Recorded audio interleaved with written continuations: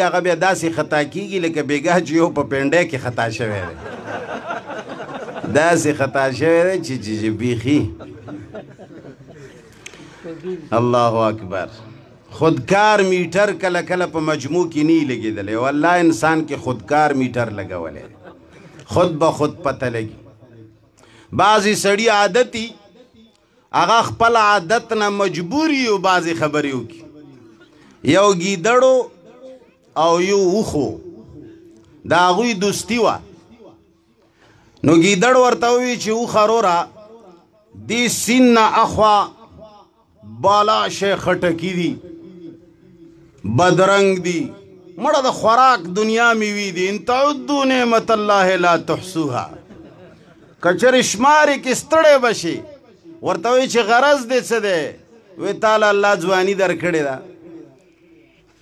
ته که ما په شا باندې سور کې او بس په دې سیند باندې به پورې وځو هلته به تم ځان موړ کې او زه به هم ځان موړ کم وخو ته ویلي چې ډېره ښه خبره ده عادت پورې خبره کوم چې عادتونه کله کله بدلول غواړي کني سړي ته داسې کار پیښ شي لکه بېګا چې یو سړي له پیښ شوی دی اوښ هم لګیا دی خټکي خوري پردي ګیدړ هم لګیا دی پردي خټکي خوري خرپ خروپ دی نو د ګیدړ خو دومره خېټه ده هغه زر موړ شوی دی اوښ خو زر نه مړېږي ګیدړ ورته ویلي دي چې اوښه وروره زه خو چغې وهم اوښ ورته ویلي دي چې ګوره دا ارمتوب ونه کې مالک به خبر کې ما به پې مړ کې ته خو به چېرته یو ځای کې غلی شي تاله خو د پټېدو چل درځي بېګا هم کوټې ته ننوتی وي دا څوک چې نه دي خبر دا پې نه پوهېږي دا خو د معجزاتو خبرې دي کورم ایجنسۍ کې یو شیعه تقریر کولو د شیعهګانو ډېر ناشنه تقریري الله دې تاسو وانه اورېدی کي نو هغه تقریر کولو وی چې صلوات واستو هغوی چې درود نه وایي نو هغوی چې صلوات واستو ایرانی ژبه کې وایي خلق وایي چې اللهم صل علی محمد وعلى آل محمد بس په دې ځای سټاپ شي ځکه چې آل نه مخکې هغوی تېرېږي نه نو ملا تقریر کې ووی چې جنات څوک چې د پیغمبر اولاد سره مینه لري جنات به خدای ورکوي او جنات کې به داسې میوې وي چې یو انګور به د اوښ د کوپري وروي نو لاندې نه یو سړی ورته پاڅېده ورته ویې چې ملا صاحب چې انګور دانه د اوښ د کپري عمروي دا زموږ خولې به څومره وي چې کښېنه چې کښېنه ته په منجزاتو نه پوهېږې دا د منجزاتو خبرې دي نو دا موږ چې غږېږو دا د معجزاتو خبرې دي په دې تاسو نه پوهېږئ اوښ ورته ووایي چې ګیدړه وروره چغې ونه وهې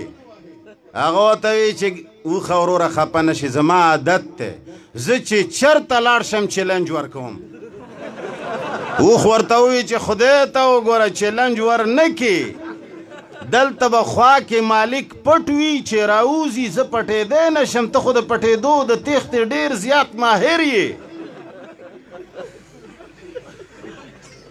ګیدړ ورته ووایي چې زما عادت دی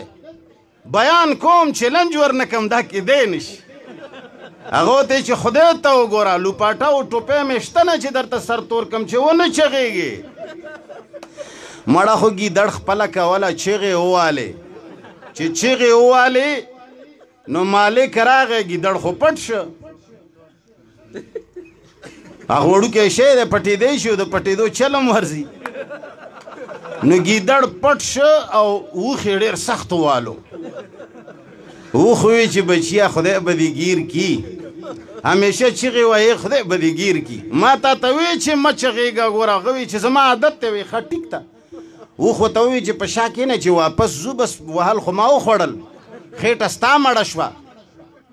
چې د سیند منځ ته لاړو ورته ویې چې ګیدړه وروره زما هم یو عادت دی هغه ورته چې د څه شي عادت دی وی زه چې ډېر وهل وخورم د سیند منځ کې لوغړېږم هغه ورته چې دا ارمتوبونه کې ته چې ولوغړېږې ما اوبه ډوبوي وایي نه نه دا زما عادت دی ما تا ته وی چې خپل عادت پرېږده تا نه پرېښو نو بس اوس زما عادت دی چې زه وهل وخورم زه ګیدړ ورته ډېر سوالونه وکړه واړه واړه که نه کوټې کې چې پټ یا سړی نو سړی چې کله اوښ څملاسته که نه نو بس ګیدړ نه ټک ساه ووته اوبو کې. نو عزیزانو موږ خلقو ته وایو چې عادتونه پرېږده. دا عادت مه کوه، کله کله دا بیکار عادتونه پرېښودل غواړي.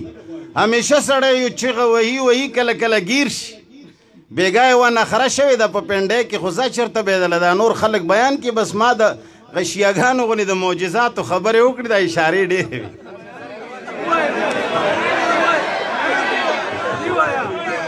دا داسې چال شوی و چې یو سړی و هغه به ټول عمر پنجپیریانو له چیلنج یې ورکولې.